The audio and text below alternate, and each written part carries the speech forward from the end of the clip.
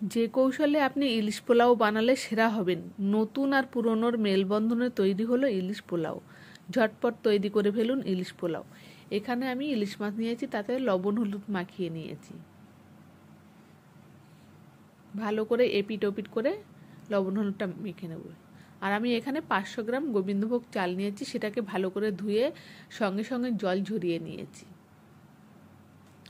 এখানে আমি দু রকম তেল নিয়েছি, সর্ষের তেল হাফ আর সাদা তেল হাফ। তার ভিতরে আমি দুটো পেঁয়াজ কোড়া দিয়ে দিলাম।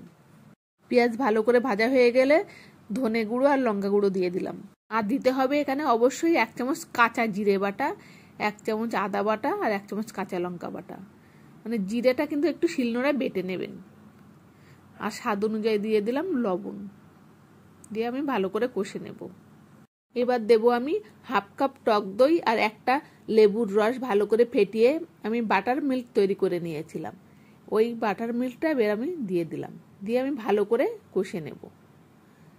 এবার আমি লবণ হলুদ মাখানো মাছটা দিয়ে গ্যাস কমিয়ে আমি 7 মিনিট মতো ঢাকা দিয়ে রান্না করে নিয়েছি। এবার আমি আরেক প্লেট উল্টে দিচ্ছি। সব মাছগুলো আমি উল্টে দেবো, দিয়ে আমি উপর থেকে একটু বেরেস্তা মানে পেঁয়াজ ভাজাটা দিয়ে দিলাম। পেঁয়াজটা আমি আগে আলাদা ভেজে রেখেছিলাম, সেটা আমি দিয়ে দিলাম। আর একটু কাঁচা চেরা লঙ্কা দিয়ে দিলাম। এবার মাছের উপর থেকে মশলাগুলো আমি আস্তে আস্তে সরিয়ে নেব, নিয়ে মাছগুলো আমি একটা পাত্রে তুলে নিচ্ছি। এবার একটা কড়াইতে অল্প একটু সাদা তেল নিয়েছি, তার ভিতরে জল ঝরানো গোবিন্দভোগ চালটা দিয়ে দিলাম, দিয়ে আমি ভালো করে একটু ভেজে নেব। এবার দিয়ে দিলাম 1 চামচ আদা বাটা। যখন চালটা ভাজা হয়ে গেছে তখন আমি 1 চামচ আদা বাটা দিয়ে দিলাম, দিয়ে আমি আবার একটু ভালো করে ভেজে নিলাম।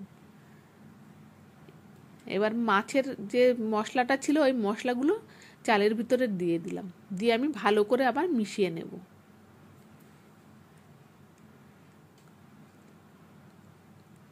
এবার আমি এখানে গরম জল দিলাম, যতটা চাল নিয়েছি তার ডবল আমি জল দিলাম। আর এখানে লবণ দিলাম স্বাদ অনুযায়ী। এবার আমি গ্যাস কমিয়ে ঢাকা দিয়ে ভাতটা ফুটতে দেব। দেখুন ভাতটা কিন্তু আমার একদম পারফেক্ট হয়েছে। চাল আর জলের মাপটা কিন্তু আপনারা ঠিক রাখবেন, তাহলেই ভাতটা ঠিক হবে। উপর থেকে আমি 1 চামচ ঘি ছড়িয়ে দিলাম, দিয়ে ভালো করে আমি মিশিয়ে নিলাম। এবার আমি কিছুটা ভাত তুলে নেব, তার ভিতরে এবার আস্তে আস্তে মাছগুলো আমি বসিয়ে দেব। ইলিশ মাছ তো বহু রকমভাবে আপনারা খেয়েছেন, এইভাবে একবার পোলাও বানিয়ে খেয়ে দেখুন, কত সুন্দর টেস্ট লাগে। এটা কিন্তু খুব একটা ঝামেলা না, একদম নতুন আর পুরনোর মেলবন্ধনে আমি তৈরি করেছি। উপর থেকে কিন্তু এবার আমি ওই বেরেস্তা ছড়িয়ে দিলাম আর কাঁচা লঙ্কা চিরা। এবার আমি দমে 10 মিনিট রেখে দেব। 10 মিনিট পর গ্যাস বন্ধ করে আমি আবারও 10 মিনিট রেখে দেব, যাতে ভাপটা বসে যায়। আমার বাড়িতে কিছু আত্মীয় এসেছিলেন, ওনাদের জন্য করেছিলাম।